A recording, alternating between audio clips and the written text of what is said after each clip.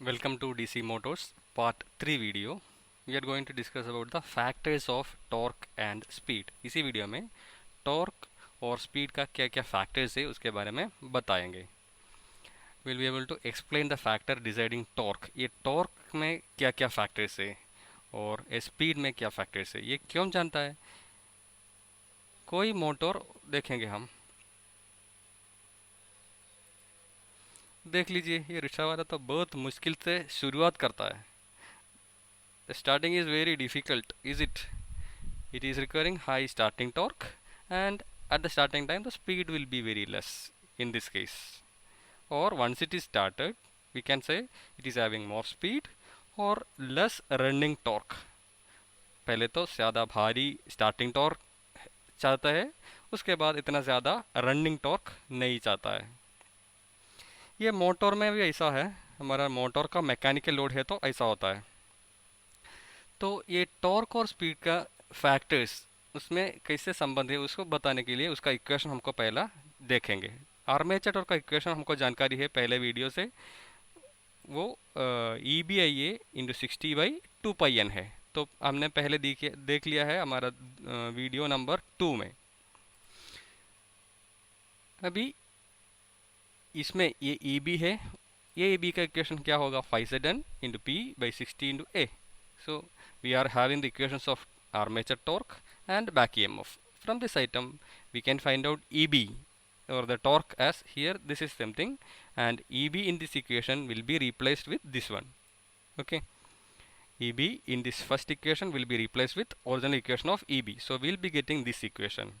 In this item the red colored items, they are fixed for a machine. So we can say these are the fixed factors. So we will be taking these factors as K because of the fixed or constant. So TA is equal to a constant, and the variable factors are phi will be there, IA will be there. So a constant into phi IA. We can say torque armature torque is equal to a constant into phi IA, where the red colored items are constant. और in other words we can say ये armature torque phi IA के proportional है. इसका मतलब क्या है, एक DC motor में आर्मेचर टॉर्क उसका फ्लक्स और उसका आर्मेचर करंट का प्रोपोर्शनल होगा. प्रैक्टिकली क्या होता है, तो ज़्यादा टॉर्क लोड है तो वो ज़्यादा करंट लेंगे. ओके, स्टार्टिंग टाइम में ज़्यादा लोड चलाने के लिए ज़्यादा टॉर्क चाहिए, ज़्यादा टॉर्क लेने के लिए क्या कर सकता है, उसको ज़्यादा करंट लेंगे.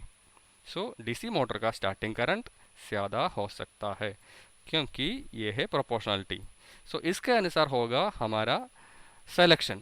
आपको कौन सा तरह का लोड है उसका सिलेक्शन ये जानकारी से हम बनाएंगे. बाद में series motor, shunt motor, compound motor ये पूरा डिस्कस करेंगे ये फॉर्मूला के और ये प्रोपोर्शनलिटी के मदद से. सो ये इम्पोर्टेंट प्रोपोर्शनलिटी है, torque proportional to phi IA. जब हम कैरेक्टरिस्टिक्स बताता है डीसी मोटर का, उस समय ये इक्वेशन और ये प्रोपोर्शनलिटी हम ज़रूर लेंगे, ये मन में रखना है. TA proportional to phi IA. क्या है TA मतलब है आर्मेचर टॉर्क, ये तो फील्ड फ्लक्स है phi और आर्मेचर करंट होगा IA. अभी ये हो गया आर्मेचर टॉर्क के बारे में. अभी हम देख लेंगे स्पीड के बारे में. और बैक ईएमएफ का इक्वेशन कोई ईजी का इक्वेशन सेम है, 5Zn/16 तो बैक ईएमएफ का भी वो इक्वेशन है. उससे हम बता सकता है ये रेड कलर्ड आइटम्स कांस्टेंट है तो एक कांस्टेंट इंटू phi n बता सकता है. So E B equal to a constant into phi n. इससे हम क्या ले सकता है, ई बी बाई phi, ये phi इसी जगह लगे लेफ्ट साइड पे, E B by proportional E equal to a constant into speed. और हम बता सकता है स्पीड, ये डीसी मोटर का स्पीड प्रोपोर्शनल किसके लिए है, E B by phi. E B का मतलब क्या है, back EMF. So speed E B से डायरेक्टली प्रोपोर्शनल है और स्पीड फ्लक्स से इन्वर्सली प्रोपोर्शनल है. तो आपको कोई मोटर का स्पीड कम करना है, वो इंक्रीज करना है तो क्या करें, ये फ्लक्स का कंट्रोल कर सकता है. मतलब क्या है, फ्लक्स कम हो गया तो क्या होगा, स्पीड का स्पीड इंक्रीज करेगा. तो ये हो गया proportionality N proportional to E B by phi. जब बैक ईएमएफ कम हो गया, स्पीड भी कम होगा. तो ये मन में रखना है किसके लिए, कोई मोटर का स्पीड आपका कंट्रोल करना है तो ये मैकेनिकल लोड में दो ही कंट्रोल हमारे लिए मैक्सिमम चाहिए. जैसा हमने रिक्शा देख लिया, टॉर्क पहले समय चाहिए और स्पीड भी है। तो टॉर्क कंट्रोल करने के लिए और स्पीड कंट्रोल करने के लिए ये दोनों प्रोपोर्शनलिटी आपका मन में रखना है। Speed proportional to EB/φ। Generally ये फ्लक्स कंट्रोल करके हमको स्पीड वेरी कर सकता है। फ्लक्स कम करो, स्पीड इंक्रीज करो। अदर वर्ड्स में फ्लक्स इंक्रीज करता है तो स्पीड कम होगा। ये हमारा कैरेक्टरिस्टिक्स में यूज में बहुत सारा इम्पोर्टेंट होगा। ये दोनों इक्वेशन आपका मन में होना है। T A proportional to phi है ये, और N प्रोपोर्शनल टू EB/φ। ये कैरेक्टरिस्टिक्स बताने के ये होगा कौन सा सीरीज आपको सेलेक्ट करना है और शंट आपको सेलेक्ट करना है और कॉम्पाउंड मशीन आपको सेलेक्ट करना है, ये इसके मदद से होगा। और सीरीज मोटर में, शंट मोटर में और कॉम्पाउंड में मोटर में आपको स्पीड कंट्रोल करना है, कौन सा अच्छा मेथड है, ये इक्वेशन से मदद से होगा। ये दोनों मन में रखना है। अभी ये दो कुछ प्रॉब्लम के लिए हमको सपोर्टिंग रिलेशंस होना चाहिए, वो बता देंगे अभी। सोचो एक मशीन में स्पीड N1 है, फ्लक्स φ1 है और बैक EMF EB1 है। एक मशीन में, एक कंडीशन में। पहले सोचो एक लोड में ये तो N1 स्पीड है, फ्लक्स पर पोल है, AB तो बैक EMF है। एट नो लोड, ये सोचो कोई लोड नहीं है हमारे पास। दूसरा कंडीशन में N2 स्पीड, फ्लक्स पर पोल और EB2। ये रहेगा स्पीड और फ्लक्स पर pole and back EMF at load. तो दोनों का फर्क क्या है? At no load and at a particular load. तो N1 का इक्वेशन हमको जानकारी है, N1 is equal to KEB1/φ1। पहला तो अभी हम तो देख लिया उसका proportionality. N1 is equal to KEB1/φ1। Let us say it is equation 1 and similarly N2 is KEB2/φ2, equation 2.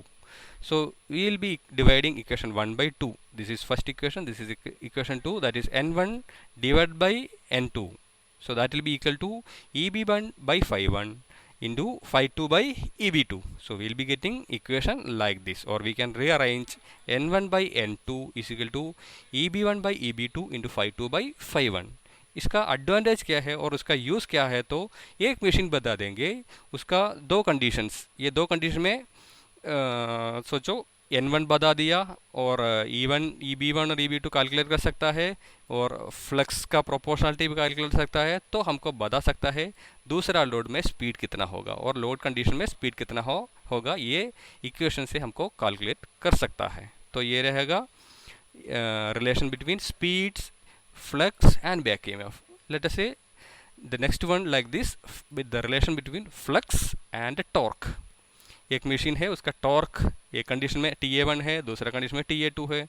और पहला कंडीशन का टॉर्क TA1 के साथ आर्मेचर करंट IA1 है और TA2 के साथ IA2 है, और ये दोनों के साथ IA1 के साथ φ1 फ्लक्स है, φ2 फ्लक्स है। तो इसका इक्वेशन ऐसा बना सकता है TA1/TA2 is equal to IA1/IA2 into φ1/φ2. So these are the equations or relation between armature flux and current, flux and armature current at different conditions of the machines. So we will be able to calculate torque at different conditions from this calculation.